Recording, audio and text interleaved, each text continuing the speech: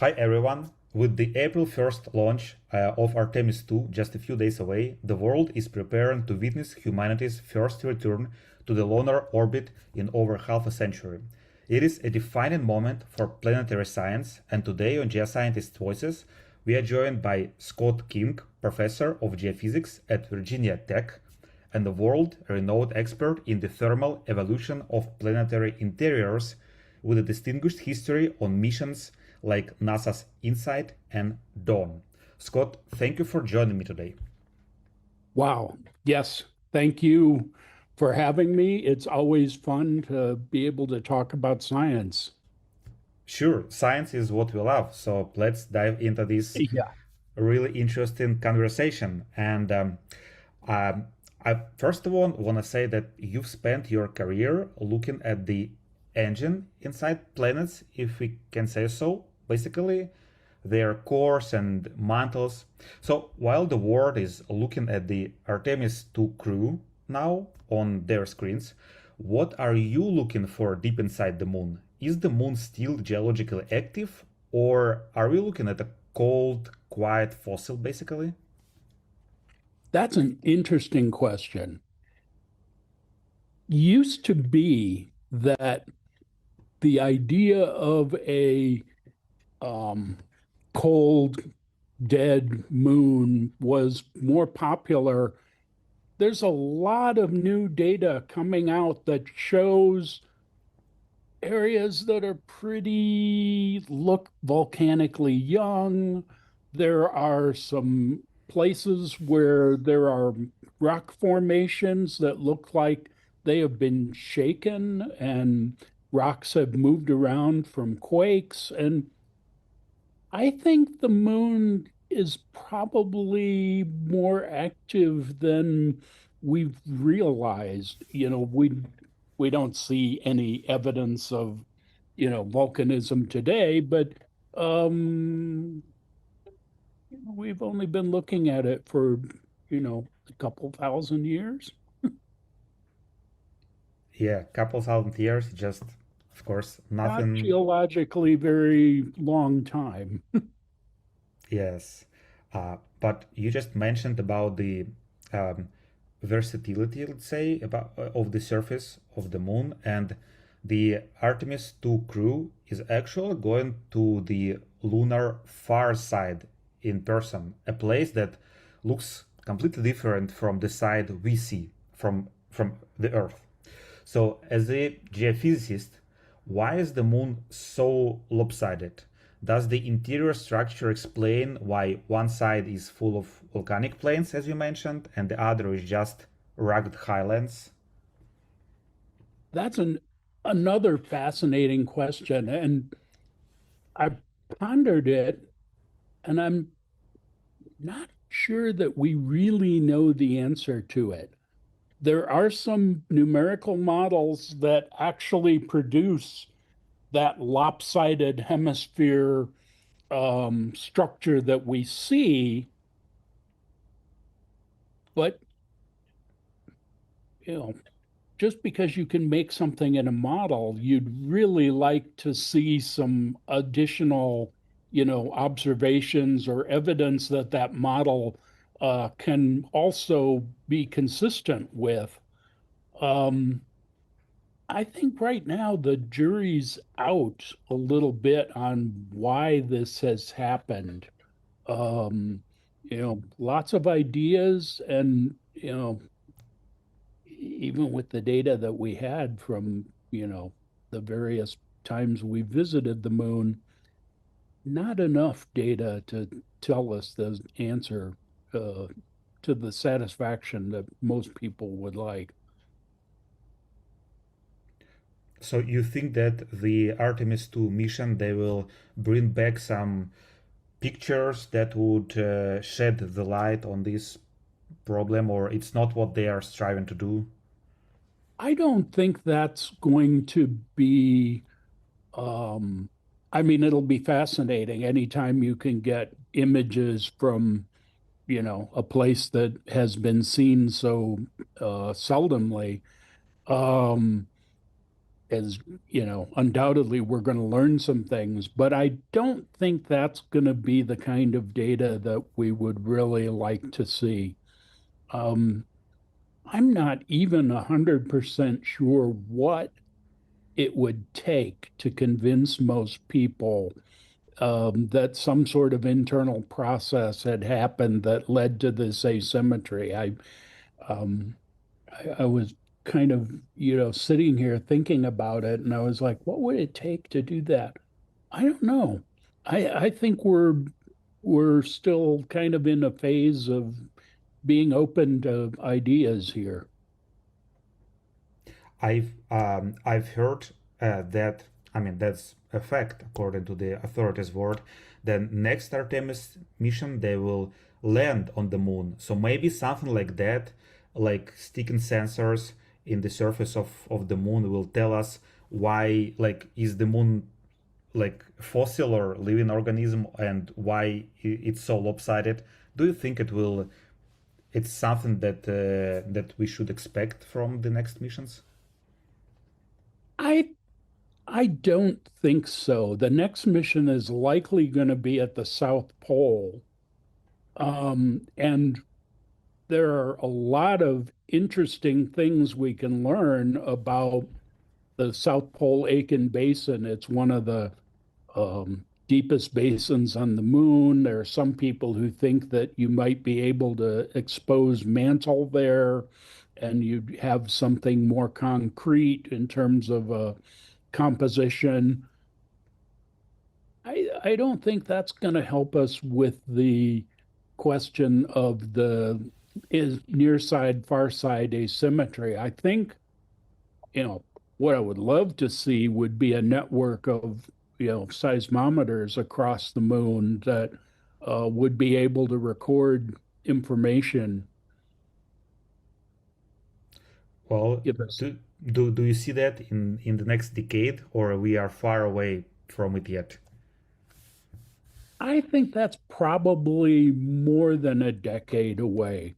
I know there will be a lunar far side mission that Mark Panning at JPL is the PI. It's one of the CLIPS missions. Um, going to be really interesting there, just whether or not there are quakes on the far side or whether everything that Apollo saw was all that there was. I think that could begin to tell us this. And maybe once that information comes back, there would be more of a push for sort of a next generation of sensors. Um, that's my hope anyway. So, Well, hopefully, let's hope so. Plus, I think that we are expecting that after a certain period of time, NASA will put probably in an open access whether they got from the whether this or next expeditions. So probably it will be a sort of boom of new papers based on this information. So maybe some people will use modern technologies to, I don't know, infer something about what we just discussed now. yeah, Um, so I now want to talk about connection between Moon and Mars. I mean, these are two planets we talk about the most, except for Earth, which is like not contender, it's like number one, our planet. So you've been a key part in the InSight mission, which taught us that Mars mantle is relatively cool today. As we prepare to send humans to the moon on April 1st and the further missions, how does understanding the moon's interior help us solve the puzzle of why Mars turned out so differently? that's a good question. Um, you know, we only have, the planets that we have, right? And so, maybe we could think of the moon as sort of a small version of a planet because it's relatively large compared to many other moons in the solar system. So I don't, there's a certain similarities between the moon and Mars. I mean, the Mars has one hemisphere, the Tharsis Montes and the whole Tharsis Swell and Olympus Mons that has more volcanic activity than the other hemisphere. Although, as I've pointed out previously, you know, Elysium, which is easily ignored, and it's almost on that other hemisphere, would be larger than most large igneous provinces on Earth. Like it would be larger than Ontong Java. And so if it were on Earth, we would be like, oh my gosh, this is like an amazing thing. Because it's on Mars and it's dwarfed by Olympus Mons and the whole Tharsis hemisphere, it's easier to ignore. So there's a little bit of asymmetry in Mars and the moon, and maybe that's important. Um, maybe we can learn a little bit about processes from that. But, the moon is, and it's always an issue of do we Mhm. know more about it? And that's why things seem more complex. And because we can't see it as well and we don't know it, we tend to simplify. Or is the moon really a lot more complicated? With the mare basalts and the um, the creep terrain and this calcium and rare earth element, phosphorus, geochemistry. I mean, if we could see the Mars as well as we see that, would we see something as complicated? Or is the moon somewhat special? I think it's a little hard to tell right now. Well, hopefully we'll get more answers soon because it's like itching in me also to know like all these things that the outer space is opening before us. So we talked about Moon, Mars. Now let's talk about a bit, at least tangentially, about Venus, because I've seen you on LinkedIn, at least on LinkedIn, for sure, celebrating the recent news that missions like Da Vinci and Veritas, which are NASA's first new orbiter and atmospheric probe headed for Venus in over 30 years, were saved from budget cuts. So, why is it so critical for the Artemis generation that we don't just send humans to the moon, but also keep our robotic eyes on places like Venus and the asteroids and other places that are not reachable to humans yet? Yeah, yeah, that's a great question. Venus right now has a very special place in my heart, and so I'm very interested in what's going on Venus. But a lot of the importance of Venus can be tied to the fact that we're starting to see planets around other stars, exoplanets, right? So now you've got Earth and you've got Venus. They're not so far apart from the star, um, but they're worlds apart in terms of habitability, at least habitability for us, whether or not there's other types of life that could make the things habitable. We will never be able to ground truth those astronomy observations, at least with any kind of technology that we know about right now. But we could go to Venus, right?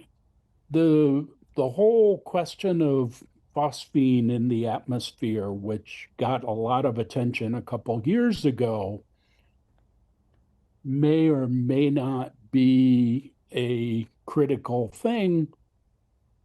If we saw that signature on an exoplanet, there's very little we could do. We could go sample such things on Venus. So we can really use Venus as sort of an analog for testing how to determine how Earth and Venus, Venus ended up so differently. And to me, that's a big question. You've got these two bodies that are almost the same size, they're almost the same distance from the star. Presumably, they're made of the same kind of stuff, but they have wildly different outcomes. Why is that? And the if we were to only focus on the moon, I'm not sure we could ever answer that question. You know, I don't know what other, I know that there are, other arguments about, you know, we can develop these technologies that can withstand high temperatures and, those kind of things can be useful in other contexts other than space exploration. True, yes. To me, that first order question of why are Earth and Venus so different is like, how can we have like had the space program for 40 years and 50 years and not asked, answered this question? That's a big one to me. But do you have like the most probable theory why they turned out to be so different from each other? Uh, Most probable theory. Um,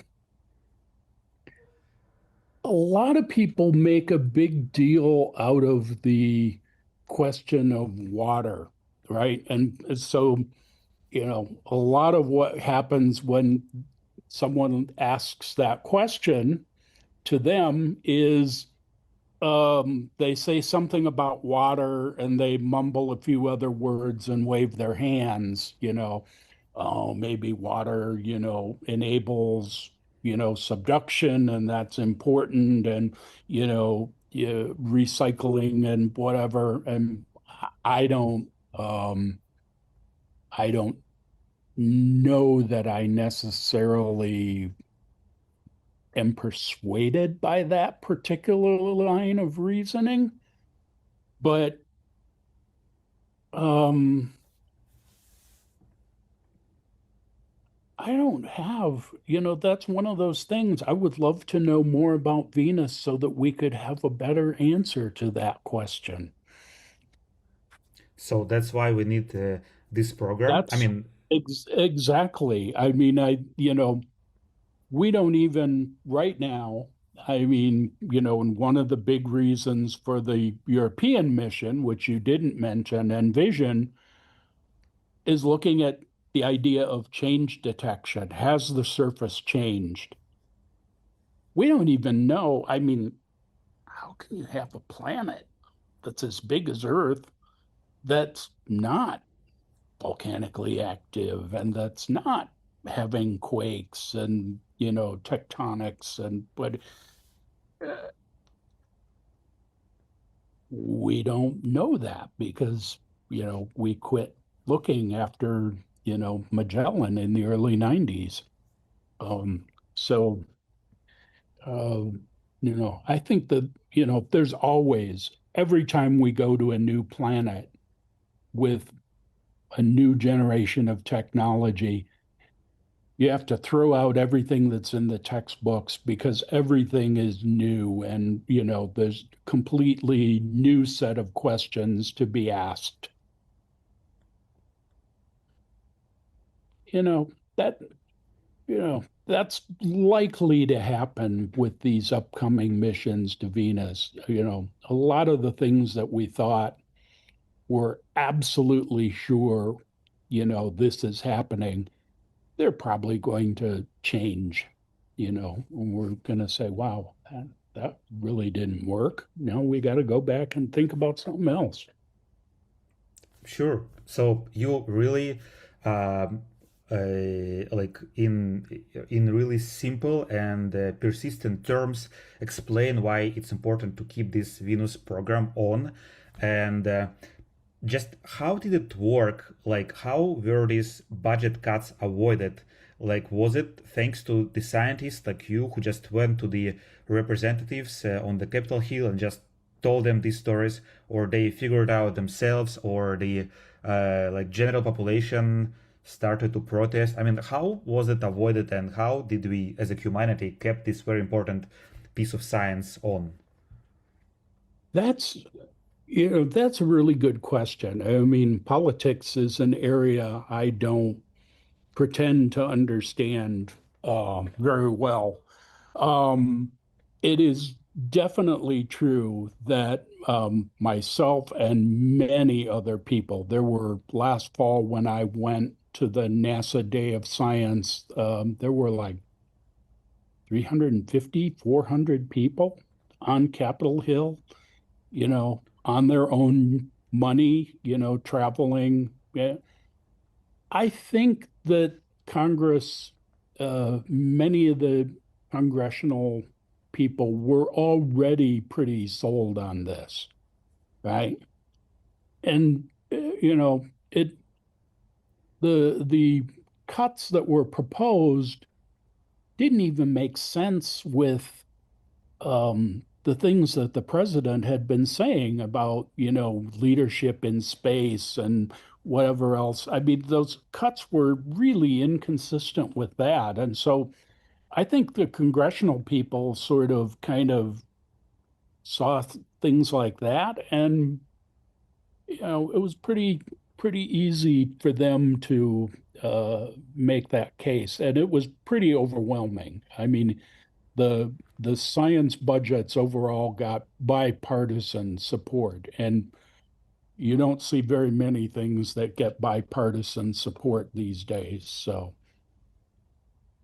I think that's an encouragement, and I'm trying to uh, take that as encouragement as we kind of move ahead in the times that we're in that are less certain than maybe we would have wished they could be.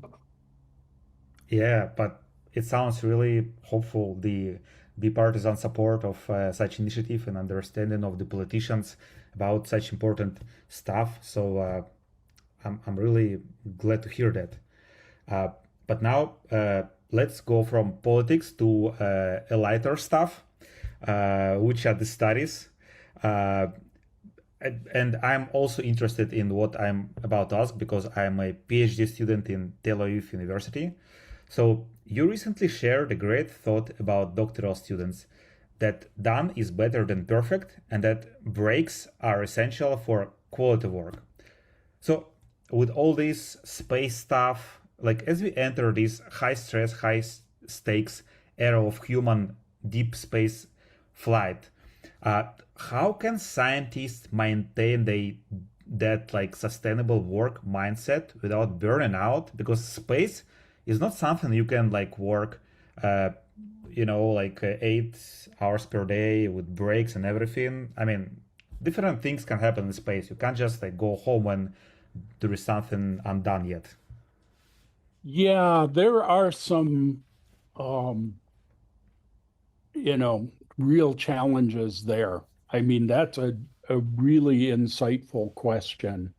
Um, you know, I mean, I think in some sense, some of it sorts itself out, right? You propose to be on certain things, you don't get funded, you're not a part of that team. Maybe that's Providence saying you need to take a break or you need to not be involved in this. I mean, I'm, for a while I had a number of students and I had students working on, one student working on a different planet for like four different planets, Mercury, Venus, Earth, Mars. And I was like, you guys are going to have to be up on the literature and what's written and whatever, because I can't possibly absorb, what's going on in four different things. I mean, it was very exciting to sort of vicariously see what other people are doing, so forth. But, I think we all have to find our limits, and um, hopefully people are doing that, and hopefully people have the space to do that.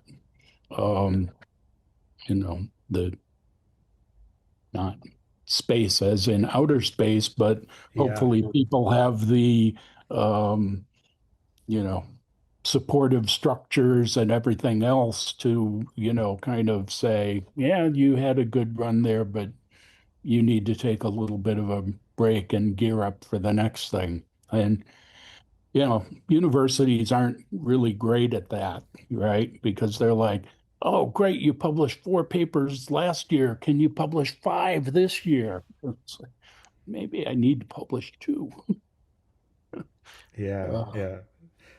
Amen. Let all this wisdom come to us, and we will, strike for long-term goals and not only for 1 year goal and then just burn out and never come back to science. yeah, Disappointed.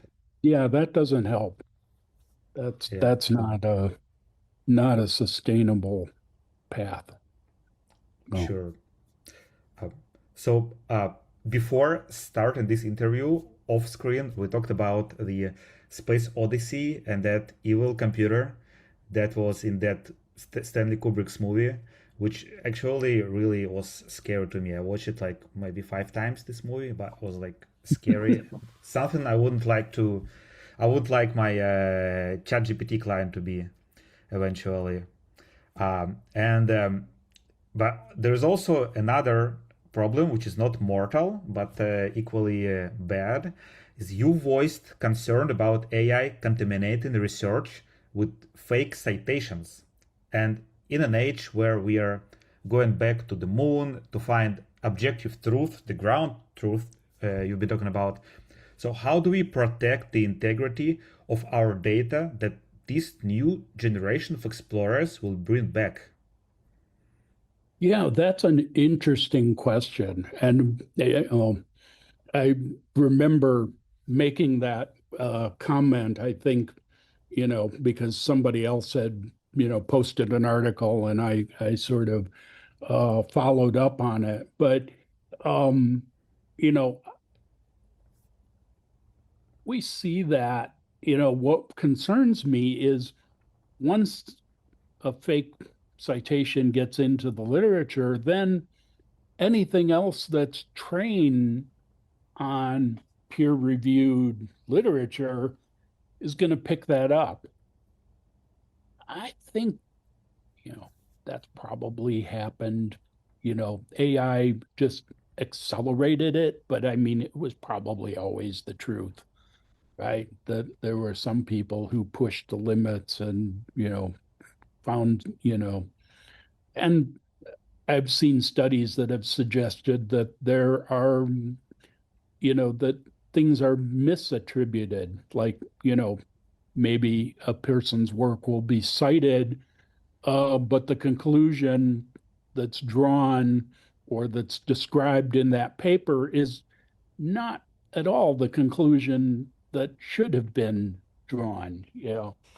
Uh, so, but I'm thinking about it, and I'm thinking about because I've taught planetary science for long enough now.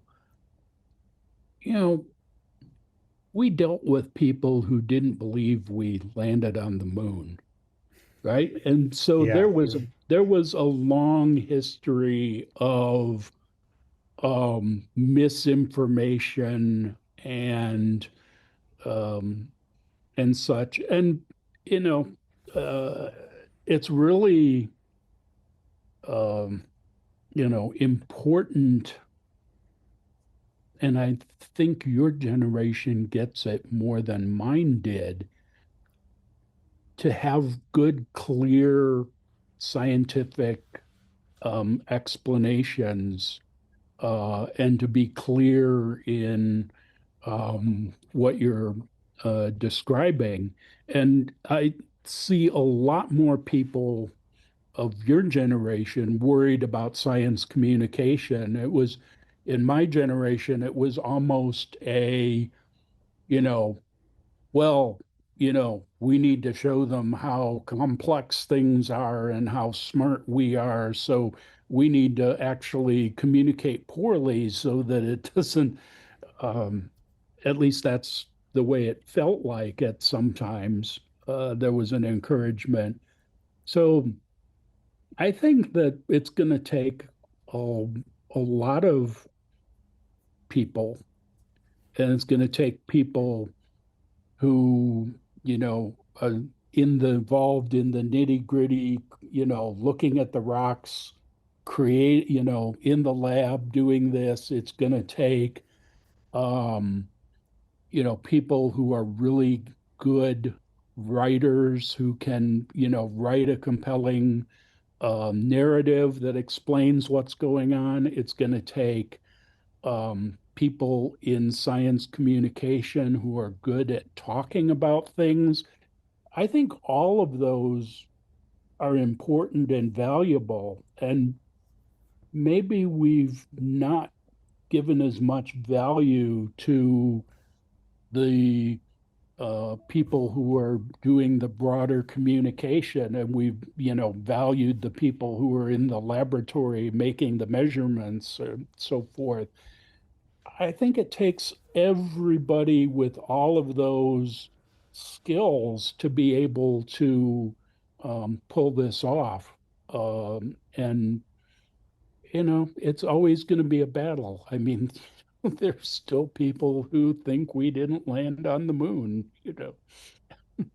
I mean, more than that, relatively recently, I met a person who still like tried to prove that Earth is flat, and I was first thought that he was kidding because I thought it's just impossible for a grown person to think that, and I wanted to like give him all the arguments like, but why does the seasons change, and what about the gravity on the ends of this like sort of plate and everything? But then I just gave up. I thought that's maybe I should have not given up on it, but it just felt like too much.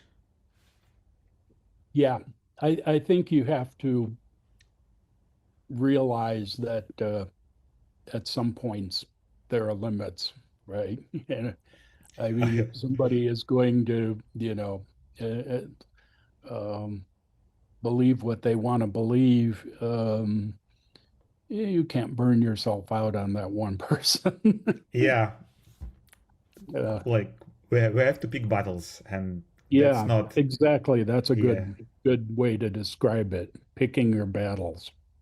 yeah, that's not the hill I'm going to die on because of this some some poor education of this person. Um, so we talked about many planets, and you've spent decades actually studying the deep interior of Earth, which we haven't talked much about in this podcast.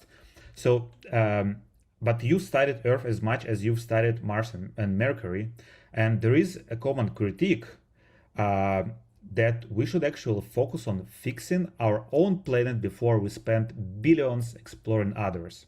So, in your view, is space exploration a distraction from Earth's problems, or is it actually a mirror that helps us understand our own home better? Yeah, that's well stated. I think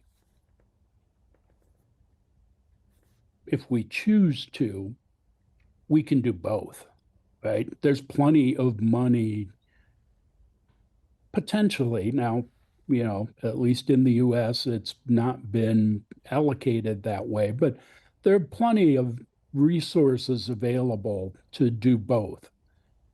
And one could argue that um, the things that we learn, developing technologies for space, may have payoffs in terms of helping us here at home. That's always been an argument people have made. But the thing I've noticed over maybe the last 7, 8 years, as because I always ask my undergraduate students in my planetary science class, I have a lot of discussion questions with them. And the notion of we need a planet B is really one that's taken over. And, one of the things I try and help them understand is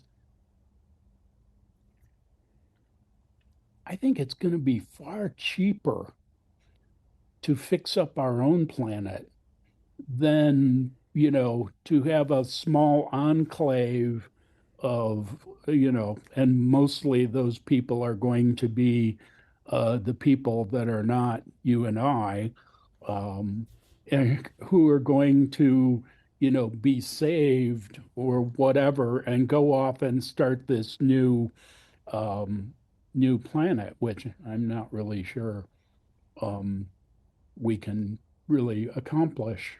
It's a little bit more science fantasy right now than science, I think. Um, so yeah, I think that addressing the problems here, there's an awful lot, the whole world benefits from that, right? Space exploration, I mean, there's the examples that everybody cites about, well, during the Apollo era, they developed the transistor and, all these integrated circuits and all these other things that happened. Yes, those things are true. I mean, I think, other people have probably said them better than I could. And, but um solving the problems here on Earth, you know, it's a big challenge. And I think that, you know, we should. I've often, I had a personal challenge when I was on the Hill lobbying for NASA science last year, because, at least the way, budgets in America work, there's sort of a zero-sum game, right? We're not going to raise income a whole lot. So what we're going to do is reapportion money. And I was like, yeah, if I really thought about it, and if I were in the shoes of the person I was talking with, I think there are other things than space exploration that I would work on. And I mean, that may be, there's a little bit of a dilemma there. There's like, it's easy to talk about, oh, I think space is great. I think we should invest whatever. Um, I think all people should have health care. I think all people, should have clean water. There's some basic things like that I don't think we're doing a very good job of. That I think we can do better. Um, so there's a little bit of, for me, an internal conflict about what the priorities should be. And so I do resonate with that. That's not an easy question to grapple with, I think. It's a really hard question. I mean, it's easy because of the venue that you and I are in to sort of talk about, yeah, yeah, we want more money for space. We want, this is all about, and space will solve everything, we'll solve the climate problem if you just fund us to go to Venus. And what, you know, reality is more difficult than that. And, I think it's important to kind of be able to say that and grapple with that.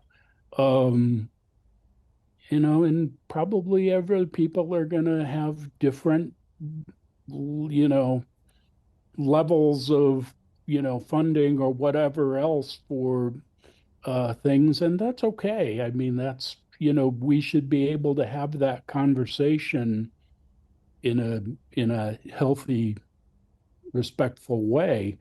Um, but you know, I am pretty, you know, passionate about seeing space funding continue. I mean, a lot of, what is going to be returned, it's going to be your generation that gets to work on this stuff.